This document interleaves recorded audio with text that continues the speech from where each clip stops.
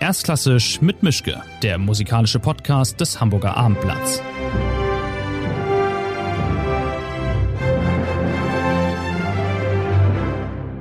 Schönen guten Tag zu einer neuen Folge. Ich bin wie immer in meinem Arbeitszimmer. Mein Gast ist jetzt jemand, den man in Hamburg eigentlich nicht mehr vorstellen muss. Er ist in Stockholm, damit ist die Hälfte schon verraten. Es ist Gilbert, der Chefdirigent des NDR-Philharmonie-Orchesters. Das ist er seit 2019, soweit ich mich richtig erinnere. Und er ist GMD an der Oper in Stockholm und da wohnen Sie ja auch. Und wir haben uns heute getroffen. Wenn wir das hier aufnehmen, dann sind wir kurz vor dem Visions Festival im Februar in der Elbphilharmonie. Da wird er reichlich zu hören und zu sehen sein. Aber heute geht es um ein bisschen was anderes, nämlich um die Idee, hier im Gespräch ein Leitmotiv zu verarzten. Und das gibt es für jeden individuell. Und für Gilbert hat der nicht ganz Zufallsgenerator das Thema Mut rausgeworfen. Also erstmal vielen Dank, schönen guten Tag. Ich weiß nicht, was guten Tag auf Schwedisch heißt, aber hallo. Ja, hallo, Beth. Ja, also, Sie stammen aus einer Geigerfamilie. Der Vater war Geiger, die Mutter war Geigerin, die Schwester ist Geigerin. Sie sind als Geiger angefangen. Wie mutig war das eigentlich zu sagen, ich bin umgeben von Geigen und von Menschen, die Geige spielen, das mache ich jetzt auch? Es war gar nicht mutig, es war nur praktisch, weil I say it in English. I mean, I love playing the violin, and I still play the violin a lot. And what I think is mutig, actually, jetzt ist, dass ich immer spiele. I love to play, but I don't practice regularly enough to really be in shape when I play.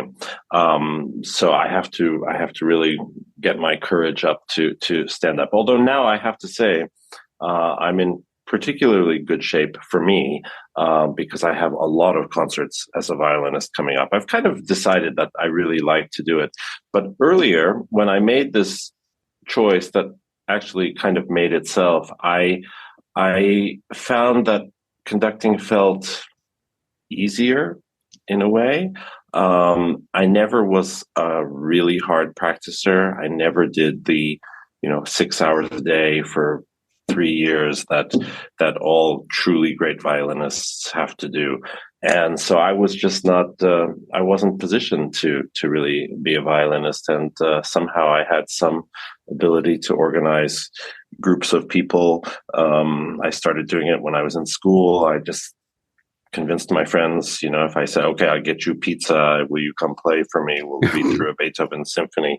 And that's also part of being a conductor, actually, is having the ability to sort of motivate people and get them to agree to cooperate in the group. And somehow I had that, and it just seemed natural to follow conducting. I had a choice when I was graduating from Harvard, what to do, to go, because I knew I wanted to go to a conservatory, and I was deciding at the time whether to apply as a conductor or a violinist. And I don't think courage had anything to do with it. I thought, you know what, I play violin well enough. If I need to be a professional violinist, because conducting doesn't work out, I can do it. I knew I could get a job. I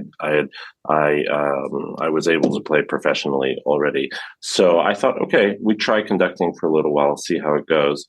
And it quickly became something that I was asked to do professionally even.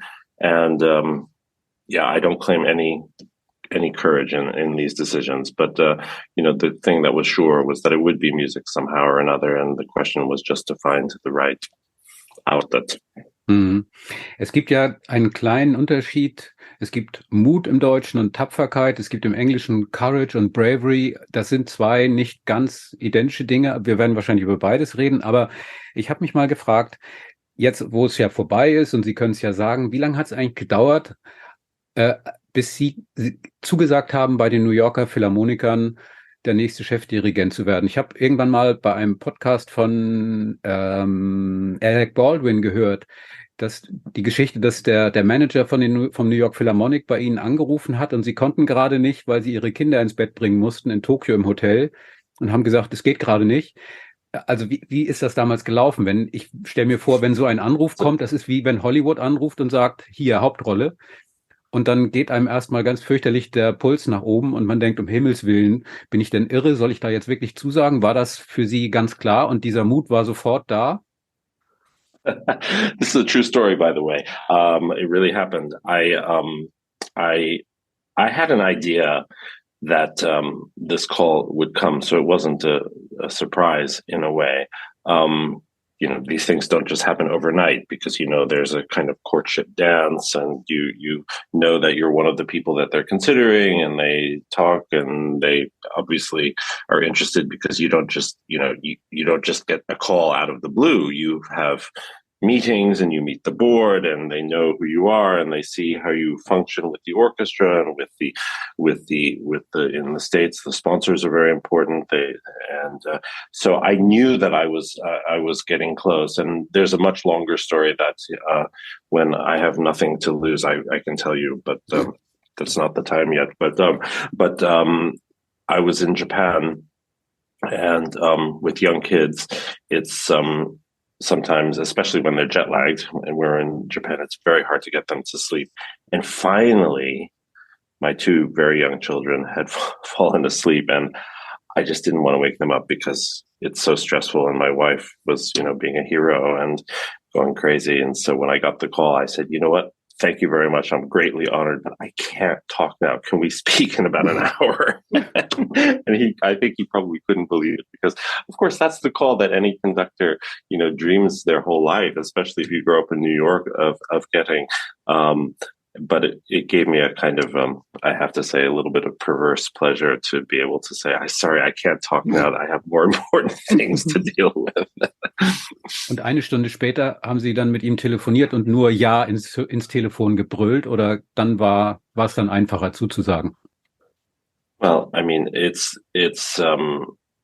called him back and I think to go to the New York Philharmonic, I say it now with some distance. To go to the New York Philharmonic as music director does take some courage because New York is a tough town, and for me also, having grown up around the orchestra, I think you have it kind of both ways when you are close to an orchestra. I mean, this. I know that this was your idea in choosing a launching point with courage, because obviously you end up talking about many things that take that as a starting point. And so it's an interesting way to frame a conversation. But the working with an orchestra is such a dynamic process. And there's so many factors that come into play. In one sense, I think orchestras, by definition, want the conductor to succeed. It's more fun if everything works well and if people are able to use their full capacity and are able to play as well as they can, to use their best abilities and have it come out in a positive way. Aber andererseits kann es doch auch so sein, wenn man sich vor ein Orchester stellt, das ist dann ungefähr so, wie wenn man sich mit Steaks behängt und in den Löwenkäfig steigt. Weil that's the thing. No, but that's the thing. No, but that's what I'm saying. That it's complicated because the relationship between conductors and orchestras is often very contentious, and you have to have a kind of thick skin. I don't know if it's courage or bravery, but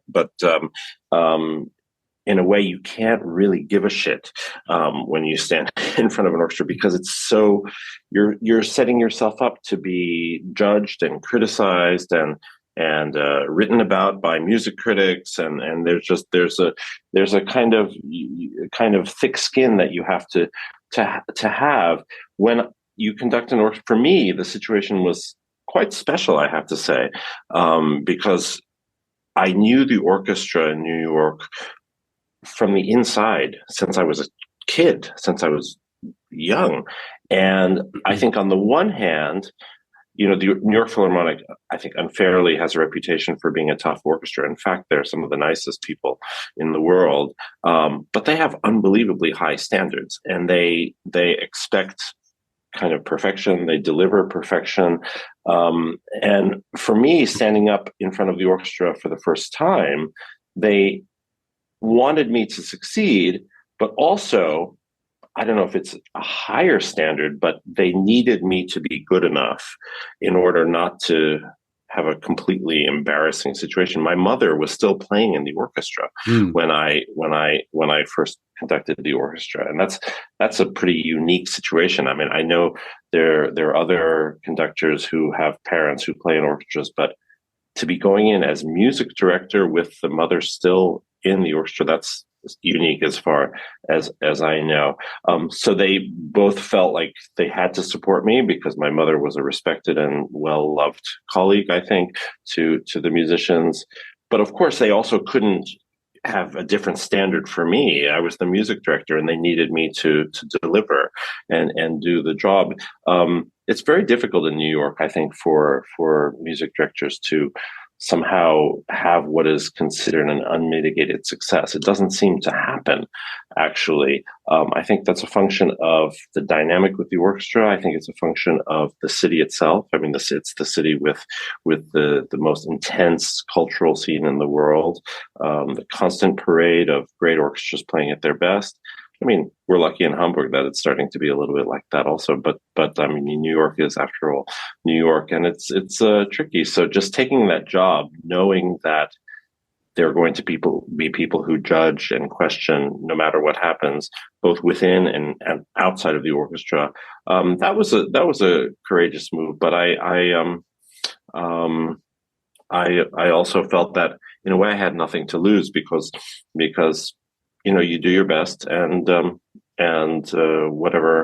whatever happens, and you can't control things that you can't control. So, courage can be combined with kind of a practical reality check, if you see what I mean. Dann ist jetzt ja natürlich die nächste logische Frage, wie mutig war das dann eigentlich, danach beim NDR zuzusagen?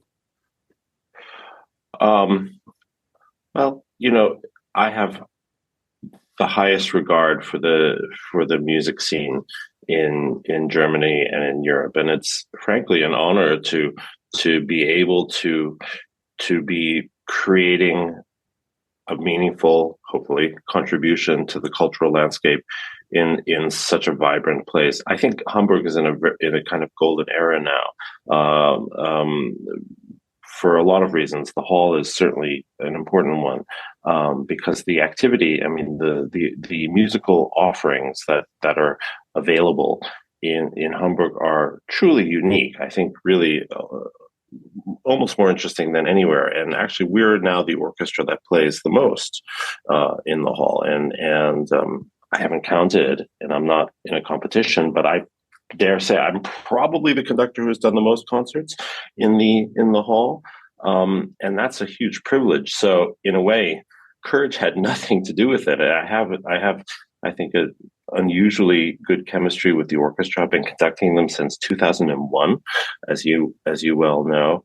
And it's kind of unusual to have a relationship that feels as positive. It feels like we're just getting started, actually, and it has felt that way kind of all along. And so, I can't claim any sort of credit for courage in this case either, just because it seemed like the natural thing to do, and also a great piece of good fortune to be able to have this particular position. Christoph von Dohnanyi, bei dem Sie mal Assistent waren in Cleveland, wenn ich das richtig erinnere, der ja auch das NDR-Orchester mal geleitet hat, der hat mir mal gesagt, die geschlossene Partitur habe ich ganz gern vor mir, dann steht draußen drauf Tschaikowski 6. Symphonie, den Rest mache ich so. Das fand ich sehr niedlich. Und ja auch bei ihm, glaube ich, durchaus richtig so. Wie war das eigentlich bei Ihnen, bei dem ersten Stück, das Sie auswendig dirigiert haben? Geht einem dann ganz fürchterlich die Düse? War das oder haben Sie sich sicher gefühlt und gesagt, so, ich bin soweit, ich brauche keine Partitur mehr? Wie war dieser Schritt? Das ist ja wie das erste Mal Fahrrad ohne Stützräder fahren, womöglich. Oder war das für Sie eine ganz organische Angelegenheit? For me, to conduct my memory is just normal. I guess I'm lucky. It's not an extra step that I take to memorize a score. As I study a score, goes into my head. Sometimes I use the score, sometimes I don't. It's not a point that I make to do everything by heart or to do nothing by heart. There's some conductors who always use the score. There's some conductors who never use the score. I just do whatever feels comfortable. If I have even the slightest question about whether I will remember how it goes, then of course I use the score. With most of the standard repertoire, I don't know. It goes into my head. I think the very first time I conducted a piece by heart was the very first time I ever did a concert, actually. I just knew how the piece went, and so it didn't seem like I needed the score there. But there are people, I have to say, who have much better memories than I do.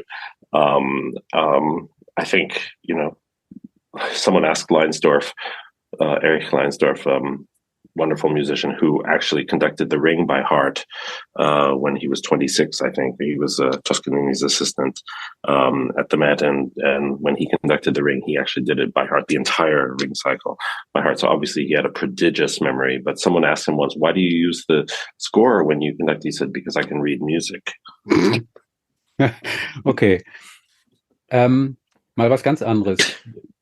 Wenn ein Musiker auf die Bühne geht, dann braucht es dafür einen gewissen Mut, den Mut zum Risiko. Aber es gibt ja auch andere Felder, in denen Musiker und Musikerinnen Mut benötigen oder auch Mut an den Tag legen. Ich denke an dieses ganze Politikthema im Moment in den letzten Monaten, all das, was damit zu tun hat. Also brauchen wir eigentlich mutigere Künstler, die eben auch sagen, ich kann zwar dirigieren, ich kann zwar Klavier spielen, aber das reicht mir nicht. Ich will mich einmischen, ich will in gesellschaftliche Vorgänge mich einfinden und kommentieren, nur so einen schönen Abend liefern, das ist mir zu doof und zu wenig.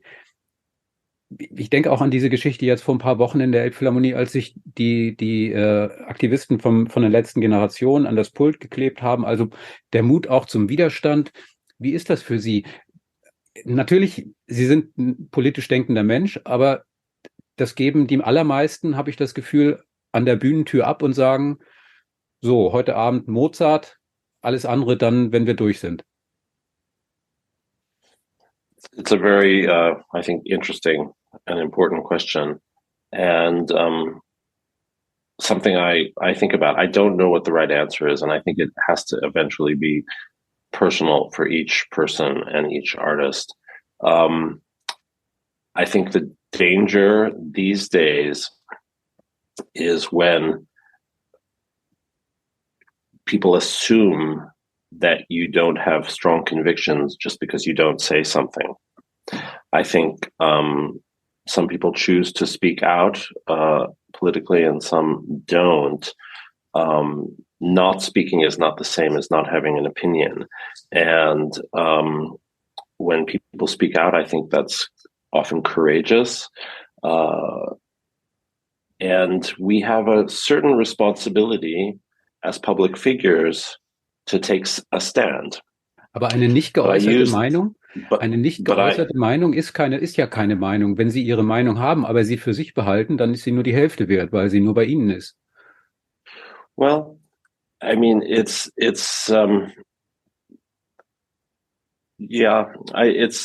don't think it's quite so simple as that.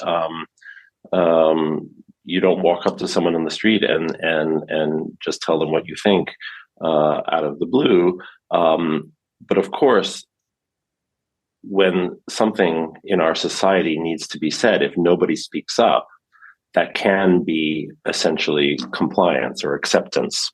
And the question is, when does it become our duty to speak up?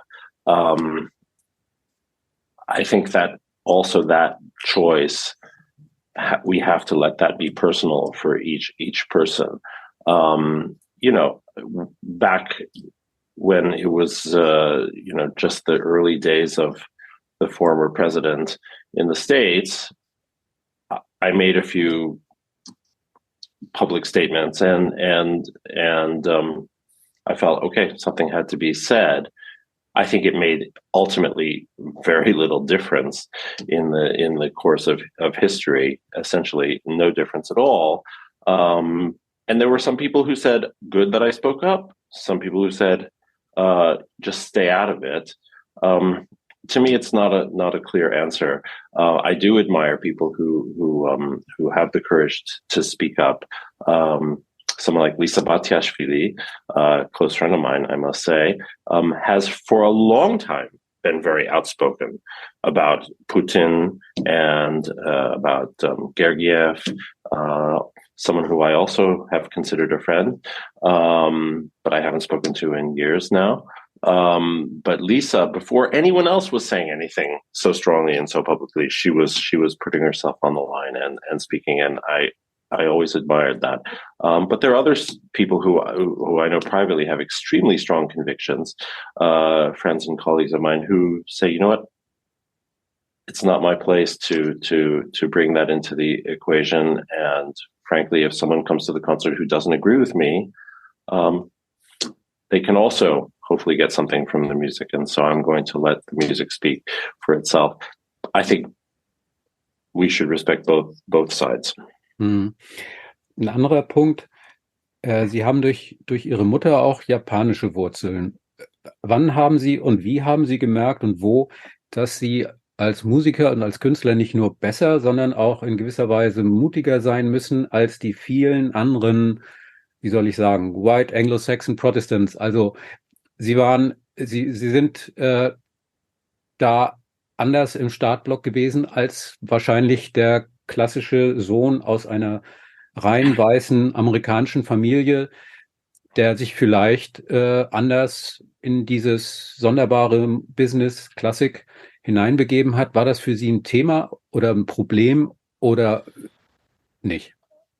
I was aware of certain overt racism from the time I was a young child, but honestly, I was essentially not only shielded from it, I don't think I was subjected to it because I grew up in a very progressive, liberal environment on the Upper West Side of New York. The thing I noticed was, like, in my mother's case, there was a certain prejudice against her joining the New York Philharmonic. And she auditioned, I think, 5 times for the New York Philharmonic, and every single time she was the runner-up. If they chose one person, she was number 2. If they chose nobody, she was number 1. And she kept trying. And at the time, there was a prejudice both against having women in the orchestra, for sure, because there were almost no women in the orchestra.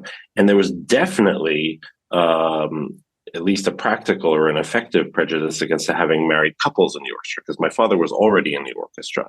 And when my mother finally got into the orchestra, they were the first married couple. Now there are several.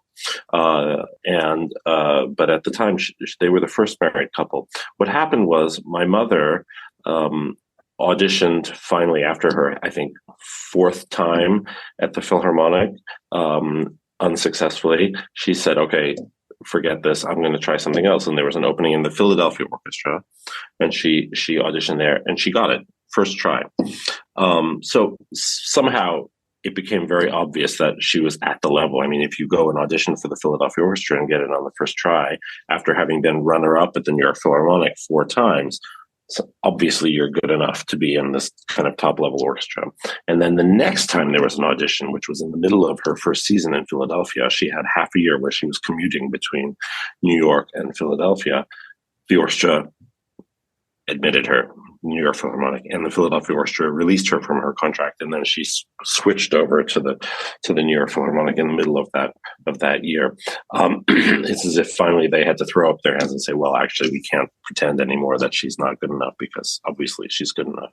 So even at my young age, I think I was 10 at the time, I realized that there was something going on. But me, myself, I didn't really think about it. And you know, I both feel Japanese, but I also feel completely not Japanese. That's another podcast we can do, talk about cultural identity. But, you know, these days when there's been a lot of talk about inclusion and giving opportunities to all cultural backgrounds and giving everybody, you know, a fair chance, which is, I think, a wonderful progression. it's only with a kind of conscious effort that I think to myself, oh, you know what? Actually, I qualify as a minority musician, because I've never really thought of myself that way. And I think it's a sensitive subject to talk about, but I think that at least in the States, when people talk about lack of minority representation, let's say in orchestras, I don't think that they're thinking very often about Asian musicians, because there's so many Asian musicians in orchestras. I mean, they're just, many. For a while, it was the Japanese people who were starting to be very, very active, and then it's come in waves, and there was a huge Korean presence in conservatories, and then in orchestras, and now Chinese. It's just, I think, over the last 50 years, if you look at it, that's how the kind of influx has come. But the fact is now that orchestras are, there's even a preponderance of Asian musicians, and they're not counted really as minorities. People are thinking more of Black musicians and other Hispanic and things. And it's interesting because Asians are technically minorities also in the United States, and certainly in Europe. But there have been, there was famously a Japanese concertmaster of the Berlin Philharmonic for a long time. So I don't know if, my opportunities or my lack of opportunities have been connected to my cultural background. I really couldn't say. I'm pretty happy with the way my life is going, so I have no complaints. But it's an interesting question, and it's certainly hard for me to answer because I can't really step outside of myself, and I honestly don't know if the fact that I'm part Japanese has contributed to opportunities I've either had or not had. Ein anderer Aspekt von Mut. Wie ist es denn eigentlich, wie mutig fühlten Sie sich oder wie mutig fühlen Sie sich als Dirigent auf der Bühne? Einerseits kann Ihnen ja nichts passieren, weil Sie haben wirklich alle Zügel in der Hand. Andererseits kann alles Mögliche passieren, weil Sie sind der die Zügel in der Hand hat und nur Sie. Und wenn was schief geht, kann man nicht sagen, aber es war der Kollege da hinten rechts. Wird das mit der Zeit besser, schlechter? Ist das immer noch ein ganz fürchterlicher Moment womöglich, wenn Sie an der Bühnentür stehen und sagen, bin ich denn bekloppt? Ich muss da raus. Wieso habe ich nichts Ordentliches gelernt? Wie ist das mit dieser Selbstsicherheit und dem Mut, wenn man da dieses von der Bühne? If I may say, I'm enjoying these questions because they're intelligent and they're interesting. And I actually want to ask you, why did you choose Mut for me? Is there any special reason why? Do you see a very strong example of it, or a lack of it, or what is the? Es war spontan und ich habe mir gedacht, irgendwer muss Mut machen und das sind dann Sie. Okay, we'll accept that for the moment. It's interesting because if you need courage to overcome stage fright, I guess I have that because I don't have stage fright, actually. I get nervous, I think I get excited and I hope I don't make a mistake and I hope it goes well and I hope that everyone on the stage can deliver. But honestly, I feel comfortable when I'm backstage about to go on stage, when I walk on stage. It feels normal. And sometimes people ask me, how can you do that? There are thousands of people watching and the orchestra's waiting for you to do something. Don't you get nervous? And I guess I've been doing it long enough that that's just what I do. I went to the theater last night. I saw a very interesting kind of non-traditional, provocative production, a kind of interpretation of Dostoevsky's Crime and Punishment. And it was completely not chronological. Everything was taken out of order. The story didn't happen in the order that it actually happened in the book. And there were lots of philosophical asides talking about guilt and, all the various themes that, financial imbalance, all these questions. But what I saw is the actors had so many lines, so many words to remember and to deliver. And it was extremely intense, and it was 2.5 hours of constant delivery. And the actors were brilliant and so good at what they do, and amazing remembering the lines. And I was thinking I could never do that. And I was talking with my wife and my son after, it's amazing how they do this and how they just get up there and they seem so confident. And we were talking then about the difference between what they do and what we do. And we took ourselves out of the situation, kind of looked at it and realized that, our, wonder at what they're able to do and their courage and their confidence and their ability to be on stage and deliver and stand in front of an audience and remember all those lines and time everything. There were a lot of gestures that had to be simultaneous. Two actors did the same thing at exactly the same time. It wasn't clear to me how they choreographed it and how they timed it. It was a complicated production, and they did it, I think, extremely well. Our being impressed at that is similar to how people react when they see us doing what we do on stage. They ask me, how do you remember Mahler Third Symphony? It's over an hour and a half long and do that by heart. And I guess that's impressive from, for me, it's just normal. That's what I do. It's, I learn the piece and then I conduct it, and then the people play it. I tell people, well, it always goes the same. It's the notes don't change each time you do the piece. That would be really difficult if you had to do a different version of the piece every time. And those lines, presumably they say, well, yeah, those are the lines. I learned them. That's how they go. It becomes a kind of way of life in a way.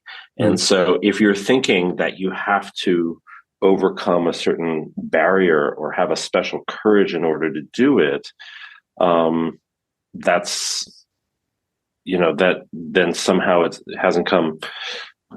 I mean, that's not really true, I guess, because I have friends and colleagues who have extreme stage fright, and I'll remember there was a very famous pianist who was playing Brahms concerto with the Philadelphia Orchestra, and the old hall there had very thin walls on the stage, so you could hear everything that was happening backstage. It wasn't really a wall; it was just barriers that they put up, like an acoustic shell.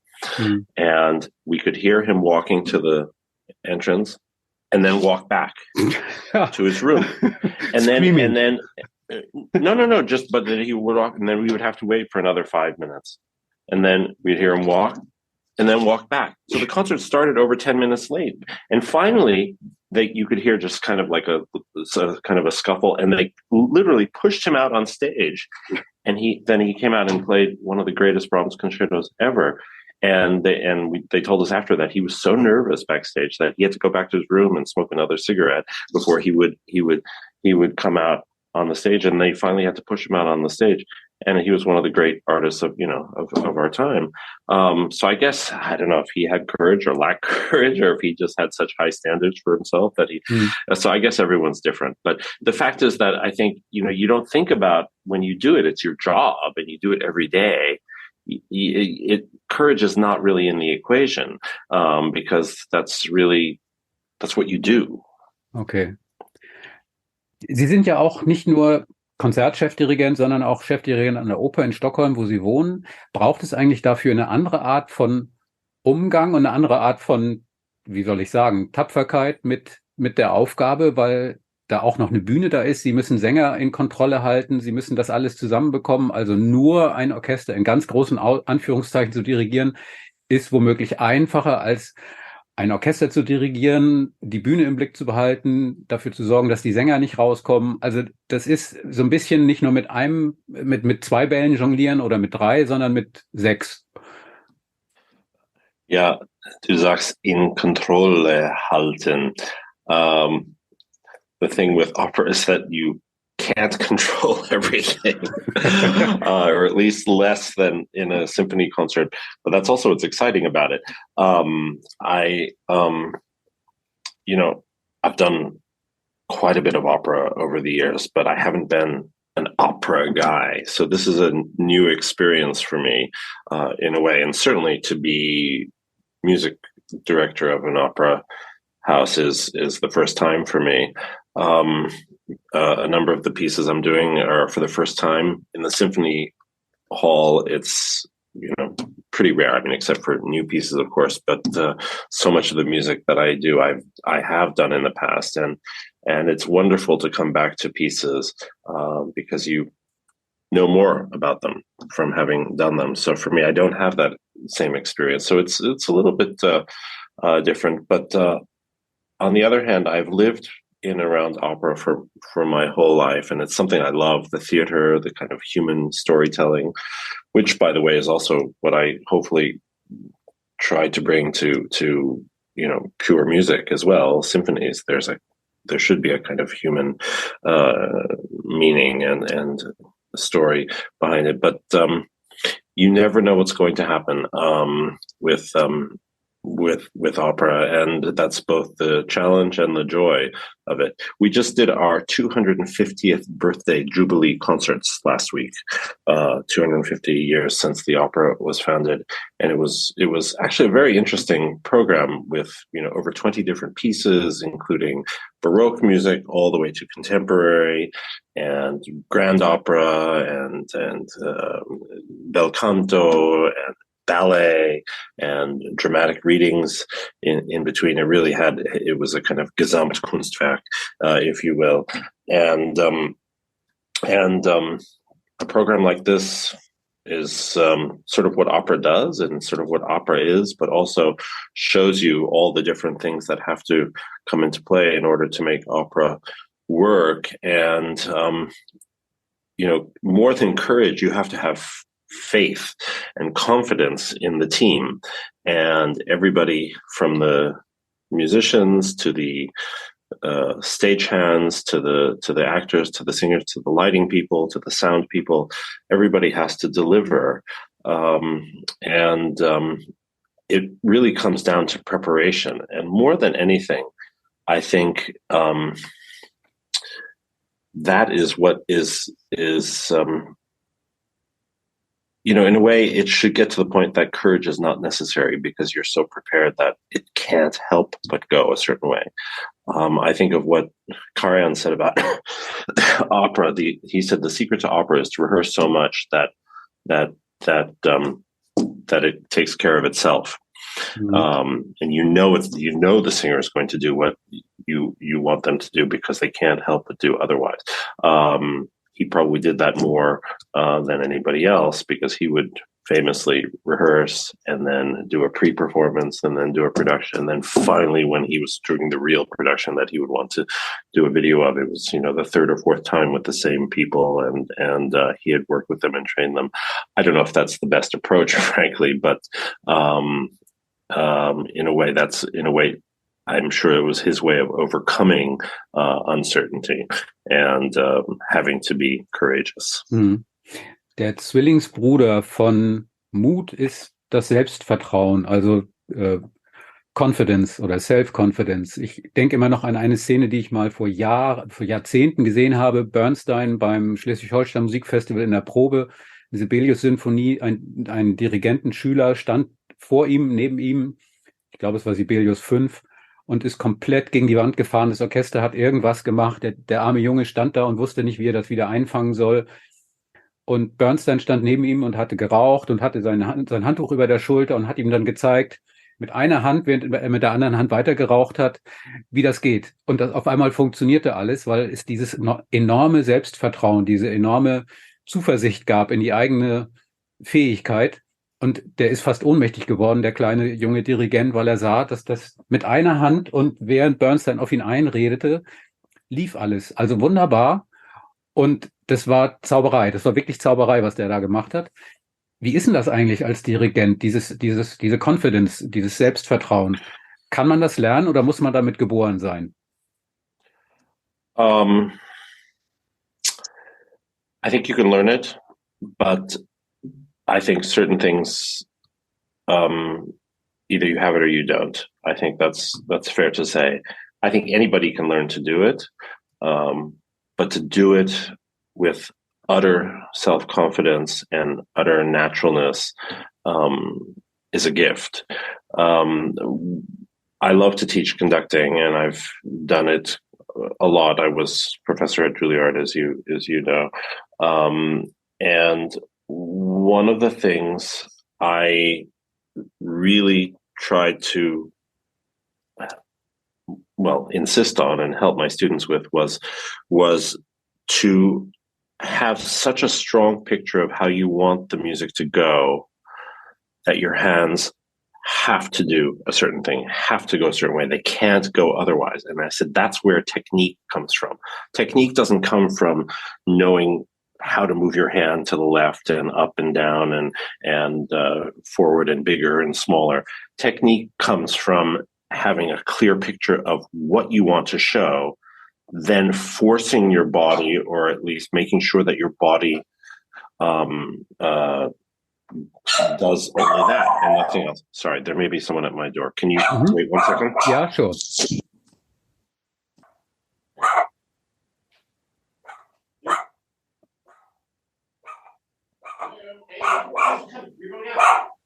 You're going out. Yeah. There you go. I'm doing a live view. So you can go back. Okay. Thank you.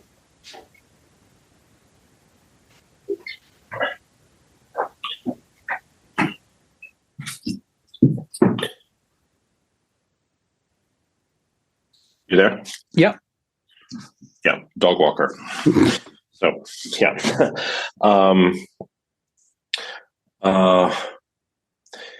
And the difference between a conductor who has confidence that what he or she is going to show leads to a certain result and one who is not confident is obvious. And it's amazing how if you have confidence that something will work, it doesn't take a lot of force or strength. You just think, okay, you're going to play here. And then it happens. But if you doubt yourself, then it's a self-fulfilling prophecy. So it's not, in a way, I guess I've said many times, it's not about courage, but it's about not having to have courage. Being so confident and so prepared and so sure of your gesture that you don't have to, you're not hoping something will work. You know it will work, and then it becomes a self-fulfilling prophecy. And then there's, the element of courage is not even in the question. Ist Dirigent. But you can if you understand the idea of self-fulfilling prophecy. Klar. If you think it's not going to work, then for sure it's not going to work. Also if you think it may not work, it will definitely not work.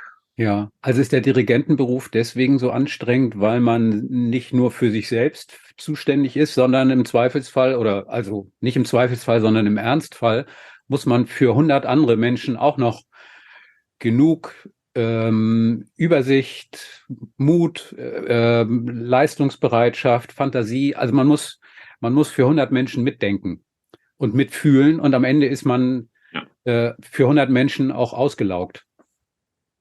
Well, you want, I think the profession, the beruf is to try to make it possible for people to give their best, and creating kind of calm and confidence giving presence is the job. So it's not just about how I feel about what I'm doing. My job is to be there in a calm and supportive way. I'm not talking about the character of the music. I mean, the character might be hysterical and stressed and all that, but essentially, at base, I need to be able to be a presence that the orchestra can rely on. And in a kind of strange way, I'm giving them courage. It sounds very lofty, but it's not a choice for me. Really, it's not an option to allow myself to become unsure. The whole point of my being there is to make it possible for them to be sure. And so I have to try to get to the point of knowing my job well enough and knowing the scores well enough that I'm able to do that. So again, I keep coming back. I mean, this will have to be a longer conversation if we want to really get into the meat of the philosophical question. But essentially, it does come down to preparation.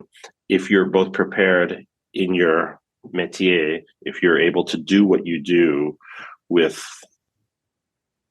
clarity and with both physical and emotional clarity, and you know the particular scores that you're conducting well enough, then that takes over.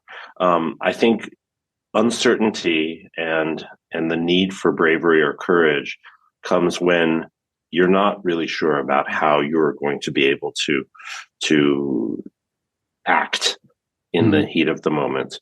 And if you're not prepared, if you think, okay, I hope it goes well, if you're hoping that it goes well, then you're not ready. So you have to be ready in order to obviate the need for bravery or courage. I don't know which it is. Does that make sense? Ja.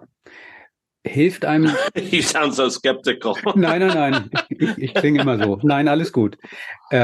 Hilft einem das eigentlich, diese Art von Mindset, hilft einem das im täglichen Leben, wenn Sie, keine Ahnung, an der Supermarktkasse stehen und irgendwer drängelt sich vor? Also diese Art von Selbstgewissheit und von Klarheit in dem, was man will und was man nicht will und wie man das bekommt, das mag auf der Bühne dann funktionieren, aber im täglichen Leben sind Sie oft genauso gefrustet, genervt von dem Rest der Welt, wie wir alle anderen auch. Da kann man sich ja nicht rausreden und sagen, ich bin Dirigent, lassen Sie mich durch, sondern... No, it's totally not the same. I can't claim to have any sort of clarity in the rest of my life or organization. And it's a temperamental thing. I happen to think, I say it myself, but temperamentally, my wife asked me, how can you be so prepared and organized with all the scores you conduct? And, you can't pay your bills on time. I don't know. it's like, yeah. What can I say? It's, I guess it's a question of what you're interested in, but it's a question also of temperamental, that's, that is how I am. I mean, I always tell people that I'm fundamentally lazy, and they find that hard to believe because I keep an extremely busy schedule and I do a lot of things. But I actually think it's true. If I have the choice not to do something, I take it every time. But for me, being prepared for scores is not a choice. I'm pathologically needing to make sure I'm 100% prepared. And so I am. I never get in front of an orchestra without being really prepared. I just won't do it. And so I do whatever I have to do to study my scores to be ready. And I guess then when I stand in front of an orchestra, I mean, I remember, the first time I conducted the Berlin Philharmonic, I was nervous. It was scary. And I remember was actually the clearest example of feeling nervous that I've ever felt. But I knew the scores, and so what I did was I jumped in for Bernard Haitink on 3 days' notice, and I did a completely ridiculous program for a young conductor. I did Brahms' Third Symphony and Schumann First Symphony. That was the program, and that it was not the way most young conductors make their debut with the Berlin Philharmonic. And I basically slept for 3 days. I couldn't deal. So I just I just went to bed, and my wife said it was crazy because I had to conduct the Berlin Philharmonic in 3 days, and I didn't study at all. I just slept because that was about the only way I could deal with it. And as it turns out, it went, I think, really well. And they said, oh, we're going to have a long relationship. And since then I've been, back every year. I'm regular guest. So I guess it was fine. generally speaking, I just, I spend time with my scores. Also Sie sind überall faul, bloß nicht auf der Bühne. Das ist eine gute Lebenseinstellung. So it's a question of temperament, It's like some people are suited to do certain things and some people are suited to do other things. That's just life.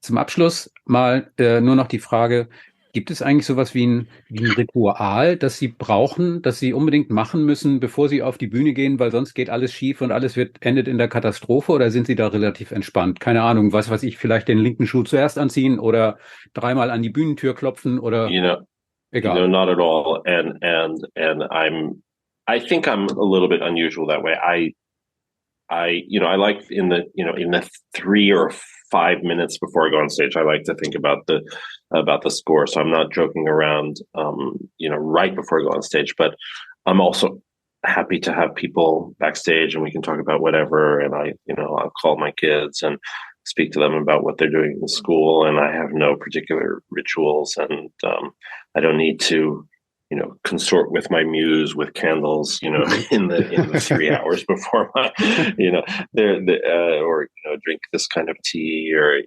So I was just with the Cleveland Orchestra last week, and one of the musicians said, before every single concert, I have to eat a chicken sandwich. That's my ritual. If I don't do it, I don't feel like it's going to go well. And so it's like, wow, okay, that's like that's new for me, because nothing special. And I actually prefer to have people around just to hang out. And I would have in New York always my class, my students, and people would be backstage both before the concert intermission, because if you're ready, you're ready. It's too late at that point to really do anything to change what's going to happen on the stage. But then you have to be able to focus, and that's the other thing I think that I would like to really stress. It's both preparation, but it's also the capacity to concentrate. And if you're concentrating on what you have to do, then that's all that exists. There's nothing else. I mean, you're not thinking about the bills you haven't paid, or the fight that you had with your kids, or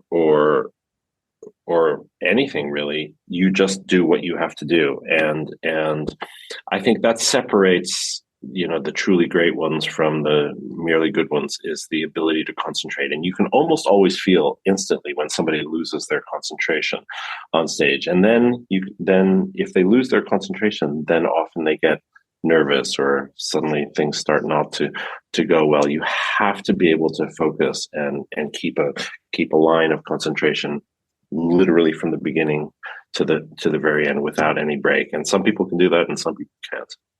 Klingt so, als ob diese Art von Mut Ihr Lieblingsgefühl ist. Als ob es nichts Schöneres gibt, als diese Art von Gefühl zu haben. I'm sorry, say that again. What? Es klingt so, als ob Mut, Musiker zu sein, für Sie das schönste Gefühl auf der Welt ist, und es gibt nichts Besseres, als diese Art von Gefühl zu spüren, zu sagen, ich bin Musiker. Alles andere passiert dann. I mean, it's a special feeling of getting in the zone and making music in front of a live audience. That's very fortunate. I also think at times that I totally don't need to do that. We're very lucky, I think, those of us who are able to be musicians as a profession, and that's often what I feel when I'm doing it. It's I wouldn't say it's necessarily the greatest feeling in the world, but I know that what we are able to experience, bringing music to life and sharing that with audiences is a huge privilege. That I can definitely say. Schön. Dann bin ich gespannt, wann wir uns das nächste Mal wiedersehen, auf das nächste Konzert. Also ich weiß, dass bei den Visions-Konzerten einiges dabei ist, aber erstmal vielen Dank dafür, und das lief alles ganz gut. Es war gar nicht viel Mut notwendig für all diese Fragen, und alles andere klären wir dann vielleicht mal bei der nächsten Geschichte. Aber erstmal vielen Dank und viel Spaß da oben in Stockholm, und dann Hals- und Beinbruch und bis zum nächsten Konzert.